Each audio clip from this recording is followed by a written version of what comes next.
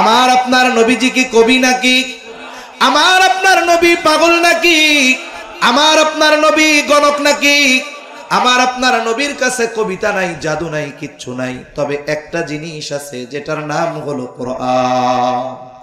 কি আছে জোরে বলেন? কোরআন। নবীজি কোরআন শোনায় দিতেন, আর এই কোরআন শুনে মানুষের অন্তরে হেদায়েতের নূর প্রজ্বলিত হয়ে যাইত।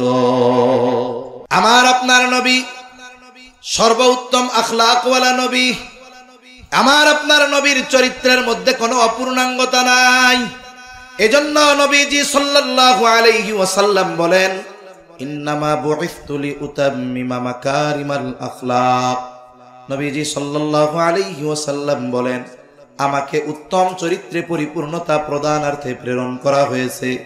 আমার আপনার নবীর আগে যত নবী দুনিয়ায় আসছে সব নবী উত্তম চরিত্রওয়ালা, কোনো সন্দেহ নাই। কিন্তু আমার আপনার নবী শুধু উত্তম চরিত্রওয়ালা নবী এমন নয়, বরং আমার আপনার নবী হলেন উত্তম চরিত্রে পরিপূর্ণতা দান করনেওয়ালা নবী। এজন্য আমার আপনার নবীজির চরিত্রের সত্যায়ন দুনিয়ার কোন মানুষ করে নাই। আমার আপনার নবীজির নবুয়তির পর ওই চরিত্রের সত্যায়ন যিনি করেছেন তিনি কে? আরো জোরে বলেন কে? আল্লাহ তাআলা বলেন, ওয়া ইন্নাকা লাআলা খুলুকিন আযীম। আল্লাহ তাআলা বলেন, আপনি মহান চরিত্রে অধিষ্ঠিত। তার মানে আমার আপনার নবীর চরিত্র হলো এমন এক চরিত্র, ওই চরিত্রকে যদি আমরা অনুসরণ করি, অনুকরণ করি, আশা করা যায় এই পৃথিবীতে মুসলমানদের জয়ের এই নিশানাকে, জয়ের এই ঝান্ডাকে দুনিয়ার কোনো মানুষ ঠেকাতে পারবে না। কিন্তু আফসোস, নবীজির সেই রেখে যাওয়া আখলাক, নবীজির সেই রেখে যাওয়া চরিত্র থেকে আমরা অনেক দূরে চলে গেছি। সারা দেশে ঘোষণা করে দেওয়া হলো অমুক দিন আব্দুল্লাহ বিন তামেরকে এইভাবে মারা হবে। ইতিমধ্যে সারা দেশের মধ্যে কথা ছড়ায় গেছে, ঘটনা ছড়িয়ে গেছে। আব্দুল্লাহ বিন তামের একটা যুবক, তার সাথে কেউ নাই, অস্ত্র নাই। বাদশার সাথে তার এক তুমুল লড়াই শুরু হয়েছে। সারা দেশের মানুষ চলে আসছে, দুনিয়ার মানুষ বাঁচতে চায়, আর এই যুবক নিজে মরতে চায়। দেখার দরকার। সবাই হাজির, বুড়া গুড়া সবাই হাজির, সন্তান কোলে নিয়ে, দুগ্ধপোষ্য সন্তান নিয়ে মাও হাজির। এই দৃশ্য দেখার জন্য লাখো মানুষের উপস্থিতিতে এইবার জল্লাদ বিসমিল্লাহি বিরব্বিল গোলাম বলে যখন আব্দুল্লাহ বিন তামেরের দিকে তীর নিক্ষেপ করেছে, তীর গায়ে বিদ্ধ হয়েছে, সাথে সাথে যুবক আব্দুল্লাহ বিন তামের জমিনে পড়ে গেছে, মৃত্যু হয়ে গেছে, শহীদ হয়ে গেছে। এই দৃশ্য দেখে উপস্থিত লাখো জনতা সমস্বরে প্রত্যেকে জবান খুলে উঁচু আওয়াজে ঘোষণা দিয়েছে, আমানতু বিরব্বিল গোলাম। আমরাও এই যুবকের রবের উপরে ঈমান আনলাম। তাহলে এই যুবকের মিশন কি ছিল? যুবকের মিশন ছিল মানুষদের কাছে ঈমানের দাওয়াত পৌঁছে দেওয়া। এটাই ছিল তার সফলতার মূল। বলে সে বেঁচে থেকে পারে নাই ঠিক, মৃত্যুর মাধ্যমে সফলতা অর্জন করেছে। এই জন্য শুধুমাত্র বেঁচে থাকলেই মানুষ সফল হয় তা না, বরং মৃত্যুর মাধ্যমেও মানুষ চূড়ান্ত কাঙ্ক্ষিত সফলতা অর্জন করে। এজন্য অনেকে হতাশার মধ্যে ভুগে যে আমরা মুসলমান, আমাদের উপরে এত জুলুম, এত অত্যাচার। ইমানদার যদি ইমানের উপরে থাকে, ইসলামের উপরে থাকে, তাহলে সে যদি মারাও যায় এটাও তার সফলতা। ঠিক কিনা বলে? মূলত আমি অন্য কিছু কথা বলার জন্য আয়াত পাঠ করছি, এরপরেও কথাগুলো আল্লাহর তরফ থেকে আসলো তাই বললাম। আল্লাহর তরফ থেকে আসলো তাই কথাগুলো বললাম। মূলত রাসূল আকরাম সাল্লাল্লাহু আলাইহি ওয়াসাল্লাম, এই যে আল উম্মাহ ফাউন্ডেশন, আজকে পৃথিবীতে অনেক সংগঠন আছে, অনেক লিখিত সংগঠন আছে, গঠনতন্ত্রের আলোকে সংগঠন আছে, কিন্তু এই পৃথিবীতে লিখিত সংগঠন আর এই সংগঠনের সংগঠক ছিলেন মুহাম্মাদুর রাসূলুল্লাহ সাল্লাল্লাহু আলাইহি ওয়াসাল্লাম। এজন্য পৃথিবীতে ওই সংগঠনগুলোই সফলতার চূড়ান্ত শিখরে পৌঁছাতে পারবে যারা তাদের সংগঠনকে রাসূলুল্লাহ সাল্লাল্লাহু আলাইহি ওয়াসাল্লামের আদর্শের আলোকে পরিচালিত করবে। নবীজি সাল্লাল্লাহু আলাইহি ওয়াসাল্লাম নবুয়তির পরে তার মানবিক বা তার আখলাকের পূর্ণতা আসছে এমন নয়, বরং আমার আপনার নবীজি নবুয়ত পাবার বহু পূর্বে পরিপূর্ণ উত্তম আখলাকের অধিকারী ছিলেন। ওনার উত্তম আখলাকের সাক্ষ্য কাফেররা দিয়েছে এবং তৎকালীন সময়ে জাহেলিয়াতের সময় রাসূল আকরাম সাল্লাল্লাহু আলাইহি ওয়াসাল্লামের কল্যাণে বড় বড় সংঘর্ষ থেকে আরব জাতি বেঁচে গেছে। যে আরব জাতি ছোট ছোট বিষয় নিয়ে বড় বড় যুদ্ধ লাগায়া দিত। এক যুদ্ধ লাগছে একটা ডিমকে কেন্দ্র করে, বছরের পর বছর এই যুদ্ধ চলছে। নবীজি সাল্লাল্লাহু আলাইহি ওয়াসাল্লাম ওই যুদ্ধগুলো প্রত্যক্ষ করেছেন, দেখেছেন। যখন কোনো পিতা মারা যাইত, সন্তানের কাছে ওসিয়ত করে যাইত যে আমার মৃত্যুর পরে তোমরা যুদ্ধ থামায়া দিবা না, বরং আমার মৃত্যুর পরে প্রতিশোধ নেওয়ার জন্য এই যুদ্ধ তোমরা চালায়া যাবা। এমন এক সমাজে আল্লাহ তাআলা আমার আপনার নবীজিকে পাঠিয়েছেন, আর ওই সমাজের মানুষ আমার আপনার নবীজির উত্তম চরিত্রের সত্যায়ন করেছে। আল্লাহ তাআলা তো ওহী নাজিল করে সত্যায়ন করেছেন, এর আগে কাফেররা নবীজির চরিত্রের সত্যায়ন করেছে। একটা মানুষের চারিত্রিক যতগুলো দিক আছে, সবচাইতে উত্তম দিক হলো সত্যবাদিতা। সবচাইতে গুরুত্বপূর্ণ বিষয় হলো সত্যবাদিতা। এই জন্য আল্লাহ তাআলা কোরআনুল কারীমের মধ্যে ইমানদারদেরকে তাকওয়া অর্জনের নির্দেশ দিয়েছেন, সাথে সাথে সত্যবাদীদের সঙ্গ গ্রহণের আদেশ দিয়েছেন। আল্লাহ তাআলা বলেন, ভাই মাইকের মতো করেন আওয়াজ, মাইকের মতো দূর থেকে না টানলে কষ্ট হয় কথা বলতে। আওয়াজ ছাড়েন না, আওয়াজটা ছেড়ে দেন। একটা মানুষের সবচাইতে ভালো গুণ হলো সত্যবাদিতা। এখন ঠিক করছে, এতবার বললে আমাদেরও খারাপ লাগে।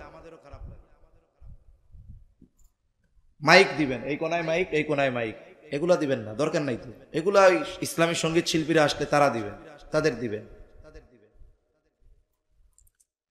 একটা মানুষের সবচাইতে ভালো গুণ হলো সত্যবাদিতা। এজন্য আল্লাহ তাআলা তাকওয়া অর্জনের জন্য সত্যবাদীদের সঙ্গ গ্রহণের নির্দেশ দিয়েছেন। আর আমার আপনার নবী নবুয়তির পরে নয়, বরং নবুয়তির বহু আগে কাফেরদের থেকে আল আমিন আস-সাদিক, সত্যবাদী আমানতদার উপাধি লাভ করেছেন। নবীজির সত্যবাদিতায় কাফেররা কতটা মুগ্ধ ছিল একটা ঘটনা শোনাই। নবুয়তির পর নবীজি সাল্লাল্লাহু আলাইহি ওয়াসাল্লাম 3 বছর গোপনে দাওয়াত দিয়েছেন। কয় বছর? আরো জোরে বলেন, কয় বছর? 3 বছর গোপনে দাওয়াত দেওয়ার পর আল্লাহ তাআলার নির্দেশ, ও পয়গম্বর, এখন থেকে আর গোপনে কোনো দাওয়াত হবে না, এখন আপনি প্রকাশ্যে দ্বীনের দাওয়াত পৌঁছায়া দেন। ওয়া আনদির আশীরাতাকাল আকরাবিন, আপনার নিকটস্থ যারা আছে তাদেরকে সতর্ক করেন। রাসূলুল্লাহ সাল্লাল্লাহু আলাইহি ওয়াসাল্লাম আবু কুবাইস পাহাড়ের উপরে দাঁড়ায় গেলেন।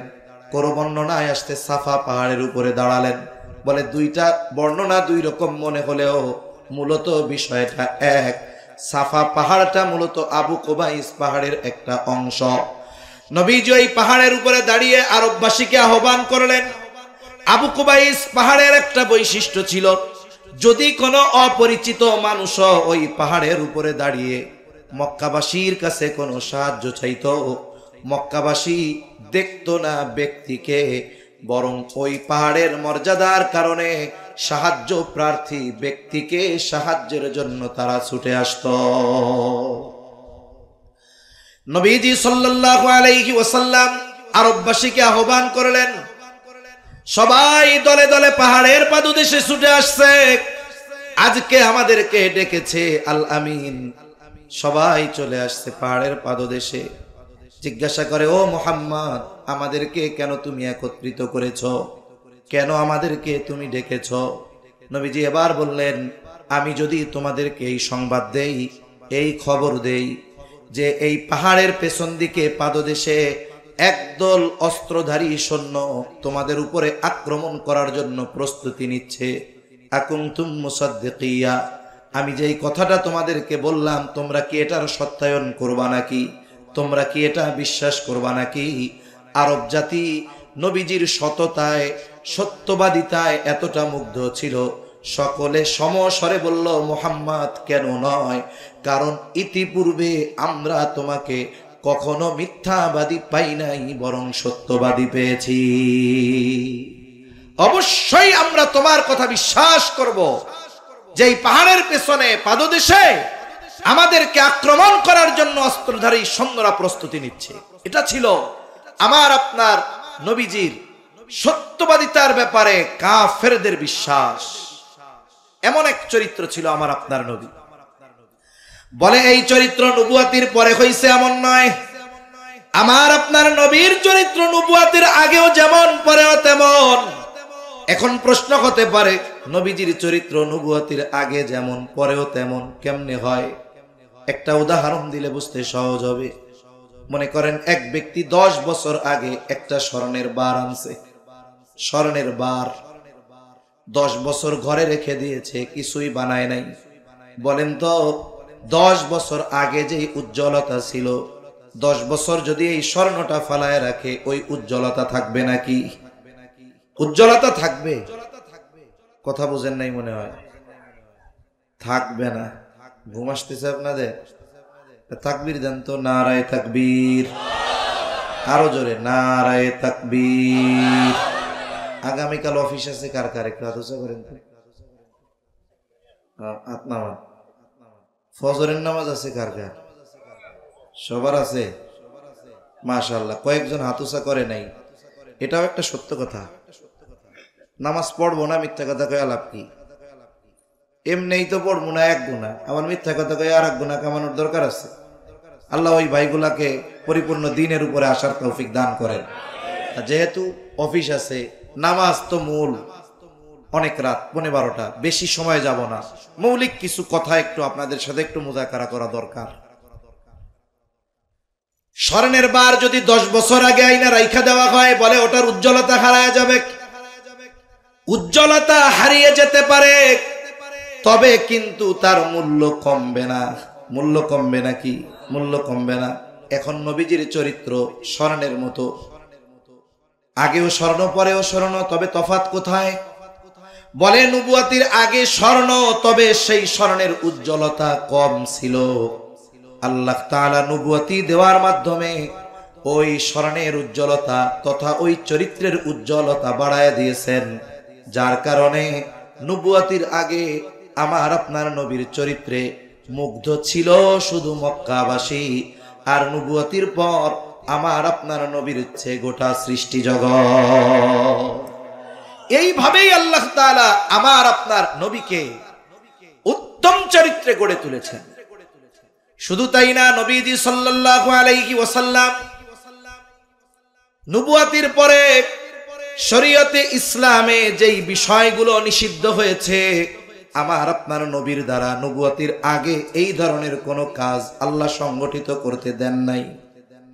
নবীজি একবার একটা বিবাহ অনুষ্ঠানে গিয়েছেন, আরবের বিবাহ অনুষ্ঠান, রাত্রব্যাপী নাচ গান মদ্যপান হবে, সবার দাওয়াত, সবাই বিবাহ অনুষ্ঠানে গেছে, খাবার দাবারের পর্ব শেষ, এরপরে মূল পূর্ব পর্ব, মধ্যরাত থেকে সারা রাত ব্যাপী নাচ গান হবে, মদ পান হবে। সবাই অপেক্ষমান কখন ডাক আসবে।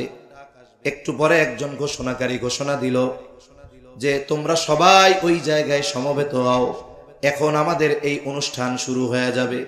সকলে দৌড় শুরু করে দিয়েছে, হুড়মুড়ায়া চলে গেছে যে আগে গেলে আগে বসা যাবে, জায়গা পাওয়া যাবে, পরে গেলে দূরে বসতে হবে।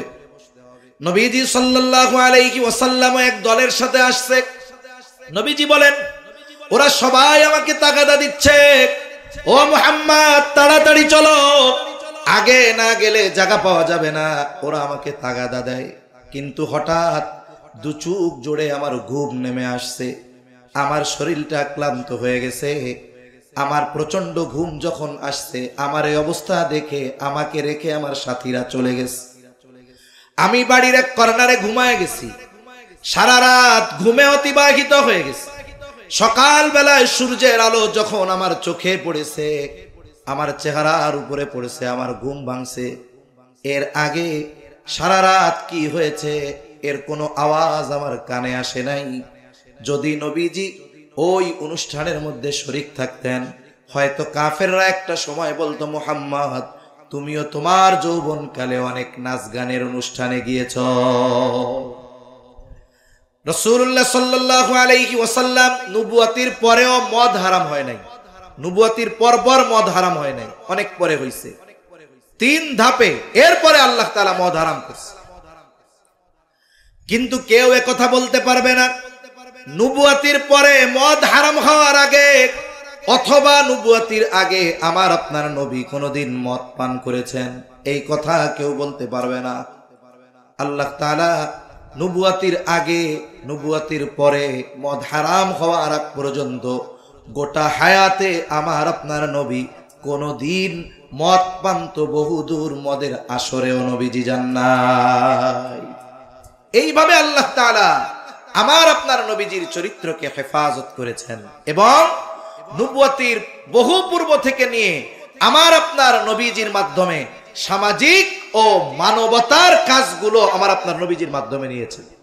এই যে আল উম্মাহ ফাউন্ডেশন, এটা তো এক হিসাবে বলা যায় রাসূল আকরাম সাল্লাল্লাহু আলাইহি ওয়াসাল্লামের ওই যৌবনকালে নবীজির এবং কুরাইশ কয়েকজন সরদারদের নেতৃত্বে নবীজির সর্বোচ্চ আগ্রহ উদ্দীপনায় যেই সংগঠন প্রতিষ্ঠিত হয়েছিল হিলফুল ফুজুল, সেটার একটা শাখা বলা চলে, ঠিক কিনা বলেন? রাসূল আকরাম সাল্লাল্লাহু আলাইহি ওয়াসাল্লাম হিলফুল ফুজুল কেন প্রতিষ্ঠা করেছিলেন? ওই যৌবনকালে যখন যুবক ছিলেন তখন থেকেই নবীজি মানবতার কল্যাণে নিবেদিত ছিলেন। এর প্রমাণ পাওয়া যায় যখন নবীজি সাল্লাল্লাহু আলাইহি ওয়াসাল্লাম প্রথম ওহী নাজিল হলো হেরা গুহায়, জিবরাইল আলাইহিস সালাম ওহী নিয়ে আসছেন, নবীজি সাল্লাল্লাহু আলাইহি ওয়াসাল্লামকে বলতেছে ইকরা, পড়ো। নবীজি বলেন আমি পড়তে পারি না। আবার বলেন পড়ো, আমি পড়তে পারি না। এইবার জিবরাইল আলাইহিস সালাম বললেন পড়ো, ইকরা বিসমি রাব্বিকাল্লাযী খলাক, খলাকাল ইনসানা মিন আলাক। একদারে 5টা আয়াত পড়ার কথা বললেন আর নিজের বুকের সাথে নবীজিকে চাপ দিলেন। নবীজি সাল্লাল্লাহু আলাইহি ওয়াসাল্লাম পড়লেন, তবে প্রচন্ড ভীত সন্ত্রস্ত হয়ে গেলেন নবী। হেরা গুহা থেকে দ্রুততার সাথে বাড়িতে ফিরে আসলেন। মানুষ ভয় পেলে জ্বর আসে, নবীজির গায়ে জ্বর, প্রচন্ড প্রকম্পন, শরীর কাঁপতেছে। এসে বলেন জাম্মিলুনি জাম্মিলুনি, আমারে বস্ত্রাবৃত করো। খাদিজাতুল কুবরা রাদিয়াল্লাহু তাআলা আনহা তখন বুঝতে পারলেন নবীজির কোনো অসুবিধা হয়েছে। নবীজিকে তিনি অভয় দিলেন যে আপনাকে কোনো জিন শয়তান আপনার ক্ষতি করতে পারে না, আপনাকে কোনো জিন শয়তান আপনার ক্ষতি করতে পারে না। কেন? আপনি দুস্থ গরীব অসহায়দের পাশে দাঁড়ান, আপনি বিধবাদের পাশে দাঁড়ান, আপনি মানুষের সাহায্য করেন, যারা হক পথে তাদেরকে আপনি সহযোগিতা করেন, আপনি আত্মীয় স্বজনের সম্পর্ক রক্ষা করেন। সুতরাং কোনো দুষ্টু জিন আপনার ক্ষতি করতে পারে না। এটা তো ওহী নাজিল হওয়ার সময় জানলাম। তার মানে নবীজি নবুয়তির বহু আগ থেকে এই মানবতার কল্যাণে, মানব কল্যাণে, মানুষের কল্যাণে নিবেদিত প্রাণ ছিলেন। মানুষের সেবা করতেন, দুস্থ মানুষের সেবা করতেন, সাথে সাথে অসহায় বিধবা যারা ছিল রাসূল সাল্লাল্লাহু আলাইহি ওয়াসাল্লাম তাদের খোঁজ খবর রাখতেন। এই হিলফুল ফুজুল গঠনের উদ্দেশ্য এটা ছিল যে কেউ যদি জুলুমের শিকার হয় তার পাশে দাঁড়ানো, কেউ যদি অভাবে পড়ে তাকে সহযোগিতা করা। এজন্য ইসলামে মানুষের পাশে দাঁড়ানো, মানুষের জন্য কল্যাণকামী হওয়া, এটা অনেক বড় এক ফজিলতের কাজ। একজন মুমিন অপর মুমিনের কোনো প্রয়োজন মেটাবে। রাসূল আকরাম সাল্লাল্লাহু আলাইহি ওয়াসাল্লাম বলেন, এক মুমিন যদি অপর মুমিনের কোনো প্রয়োজন মিটায়, নবীজি সাল্লাল্লাহু আলাইহি ওয়াসাল্লাম বলেন, তাহলে আল্লাহ ওই ব্যক্তির দুনিয়া আখিরাত উভয় জাহানের প্রয়োজন মিটায় দেয়। রাসূল আকরাম সাল্লাল্লাহু আলাইহি ওয়াসাল্লাম যৌবনকালেই আল্লাহ তাআলা তাকে বিচক্ষণতা দান করেছিলেন। ওনার সিদ্ধান্তের কারণে কুরাইশদের মধ্যে প্রায় হতে যাওয়া বড় ধরনের সংঘর্ষ থেকে ওই জাতি বেঁচে গেছে। যখন বাইতুল্লাহ সংস্কার করা হবে, সকলে মিলে বাইতুল্লাহর সংস্কারের শেষ, ওই সময় হজরে আসওয়াদ এটা এক পাশে সরায় রাখা হয়েছে। প্রত্যেক গোত্রের আশা বাইতুল্লাহর সংস্কারের সর্বশেষ যেই কাজ হজরে আসওয়াদ ওই কালো পাথরটাকে স্থানে রাখা নিজের হাতে, এটা প্রত্যেক গোত্রের অন্তরে আসা। কিন্তু এই বিষয়টা নিয়ে তাদের মধ্যে মোটামুটি তর্ক বিতর্ক শুরু হয়ে গেল। কয়েকজন মুরব্বী সমাধান দিলেন যে শোনো, আমরা এই কয়জন যা সিদ্ধান্ত নিব তোমরা মেনে নিবা? বলে হ্যাঁ মেনে নিব। এইবার ওই কয়েকজন আলাদা পরামর্শ করলো, যেই পরামর্শ গোপন থাকলো তারা পরামর্শ করলো আগামী দিন সর্বপ্রথম যেই ব্যক্তি বাইতুল্লাহ আগমন করবে তার কাছে আমরা আমাদের এই সমস্যার কথা তুলে ধরব, সে যে সমাধান দিবে আমরা সন্তুষ্ট চিত্তে সেই সমাধান মেনে নিব। ঠিক আছে। পরের দিন সকালে দূর থেকে নজর রাখতেছে কে আগে বাইতুল্লাহ আসে। দীর্ঘ প্রতীক্ষার পর দূর থেকে একজন মানুষের ছায়া দেখা যায়, সে ধীর পায়ে বাইতুল্লাহর দিকে আসতেছে। যত কাছে আসে তার চেহারা তত পরিষ্কার হয়। একটু পরে সকলে সমস্বরে বলতেছে হায় রে, এ তো আমাদের আল আমিন। তাহলে আল আমিন আমাদের এই সমস্যার যেই সমাধান দিবে আমরা স্বতঃস্ফূর্তভাবে সেটা মেনে নিব। নবীজির কাছে এই সমস্যার কথা বলা হলো, নবীজি সমাধান দিয়ে দিলেন। বললেন শোনো, একটা কাপড় আনো এবং কাপড়ের প্রত্যেক প্রান্তে প্রত্যেক গোত্র থেকে গোত্র প্রধান অথবা এক একজন প্রতিনিধি এই কাপড় ধরবে। নবীজি এই সিদ্ধান্ত দিলেন, প্রত্যেকে কাপড় ধরল। নবীজি নিজের হাতে পাথরটা তুলে কাপড়ে রাখলেন। সব গোত্রের মানুষেরা ওই কাপড় ধরে হজরে আসওয়াদকে বাইতুল্লাহর পাশে নিলেন। আবার নবীজি নিজের হাতে ওই পাথরটাকে যথাস্থানে স্থাপন করে দিলেন। বলে নবীজির এই সূক্ষ্ম চিন্তাধারা আর সিদ্ধান্তের কারণে আরব জাতি এক রক্তক্ষয়ী যুদ্ধ থেকে বেঁচে যায়।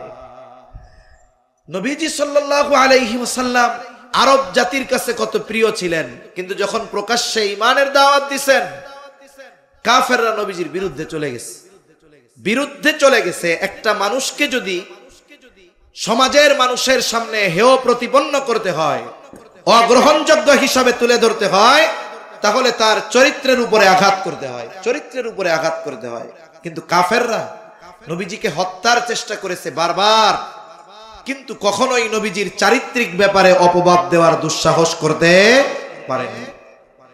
তারা কখনো নবীজির চরিত্রের ব্যাপারে অপবাদ দেওয়ার দুঃসাহস করে নাই। তারা নবীজির ব্যাপারে 4টা শব্দ ব্যবহার করত। কয়টা শব্দ? কথা বলেন, কয়টা? 4টা।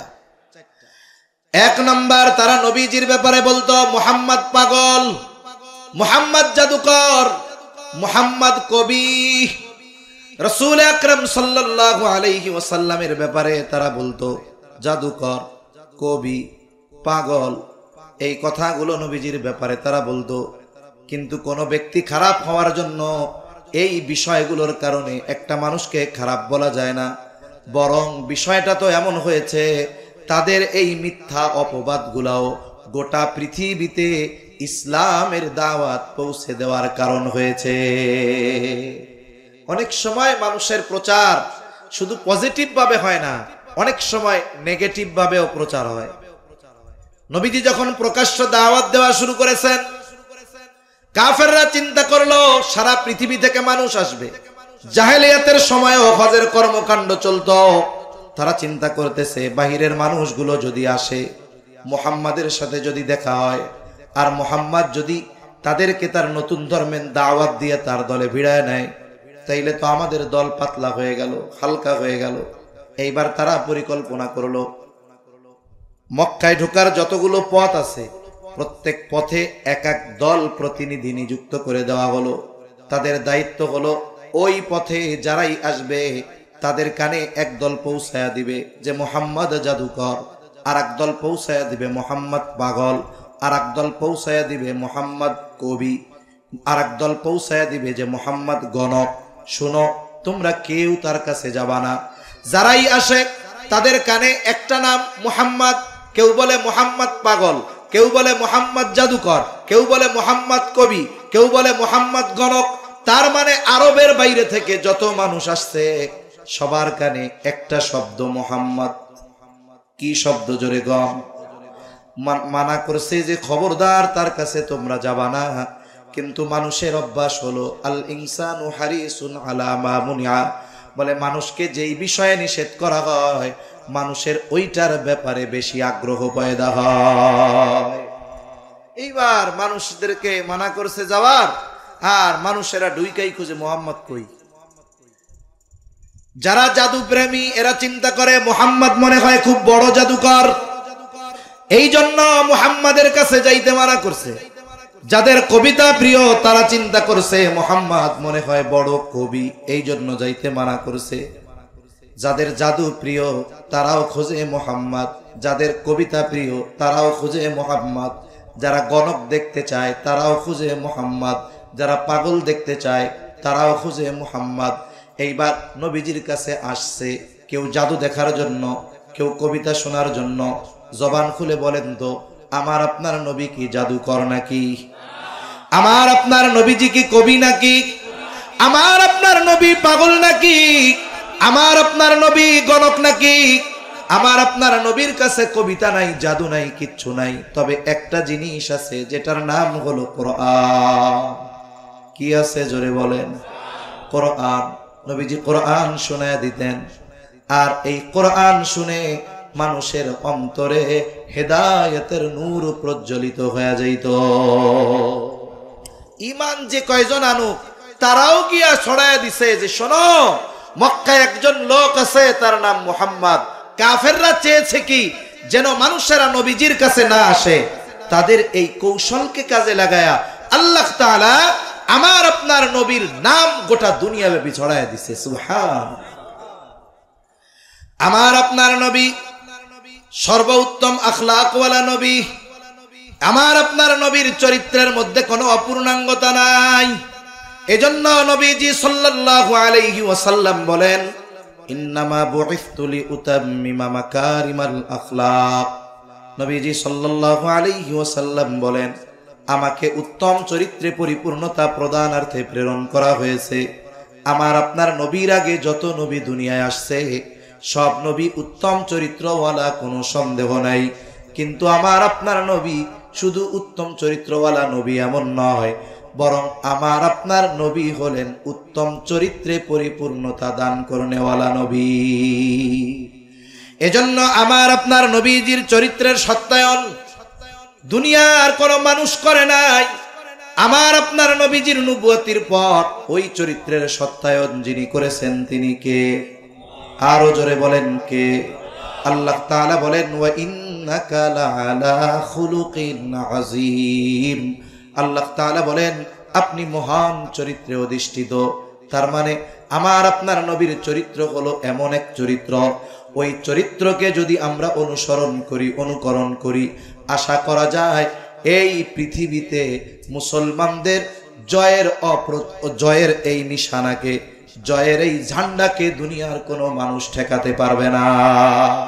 কিন্তু আফসোস, নবীজির সেই রেখে যাওয়া আখলাক, নবীজির সেই রেখে যাওয়া চরিত্র থেকে আমরা অনেক দূরে চলে গেছি। এজন্য আজকে সাময়িকভাবে আমাদের উপরে কিছু মুসিবত আসতেছে, তবে হ্যাঁ, আমরা যদি ফিরে আসি তাহলে আল্লাহ তাআলা আমাদেরকে আবারও সেই গৌরবময় অতীতের মতো আমাদের ওই অবস্থাকে আবার সে জায়গায় নিয়ে যাবেন ইনশাআল্লাহ। এজন্য আল্লাহ রাব্বুল আলামিন কোরআনুল কারীমের ওই আয়াতে বলেন, লাকাদ কানা লাকুম ফি রাসূলিল্লাহি উসওয়াতুন হাসানাহ। আল্লাহ তাআলা বলেন তোমাদের জন্য রাসূলের জীবন আদর্শের মধ্যেই রয়েছে উত্তম আদর্শ। যেহেতু নবীজির আখলাক পরিপূর্ণ, নবীজির চরিত্রের সত্যায়ন করেছেন আল্লাহ, বলে এই চরিত্রের অনুসরণ যারাই করবে তারাই সফল হয়ে যাবে। ইমানদার যদি নবীজির চরিত্রের অনুসরণ করে তার দুনিয়া আখিরাত উজ্জ্বল। বলে কোন কাফেরও যদি নবীজির আখলাককে অনুসরণ করে কমপক্ষে দুনিয়ার জগতে সে উপকৃত হবে। আফসোসের বিষয়, আজকে বহির্বিশ্বের অনেক দেশ নবীজির সুন্নাহ, নবীজির আদর্শ, নবীজির আখলাককে গ্রহণ করার কারণে জাগতিক লাইনে সমৃদ্ধশালী হচ্ছে। কিন্তু আমরা মুসলমান ওই নবীর উম্মত হবার পরেও, ওই নবীকে নবী হিসাবে পাবার পরেও ওই নবীর আদর্শ ধারণ করতে পারি না। ওই নবীর আদর্শ ধারণ করি না, এটা আমাদের জন্য বড় দুঃখে। এজন্য নবীজির আদর্শের আলোকে আমাদের রাষ্ট্র ব্যবস্থা, ব্যক্তিগত জীবন, সামাজিক জীবন, রাজনৈতিক জীবন, অর্থনৈতিক জীবন এটাকে গড়ে তুলতে হবে। তাহলে সফলতার পূর্ণ শিখরে পৌঁছানো যাবে ইনশাআল্লাহ। কারণ নবীজির চরিত্র হলো কোরআন। নবীজির চরিত্র কি? কোরআন। কোরআন হলো লিখিত, আর নবীজি হলেন জীবন্ত কোরআন।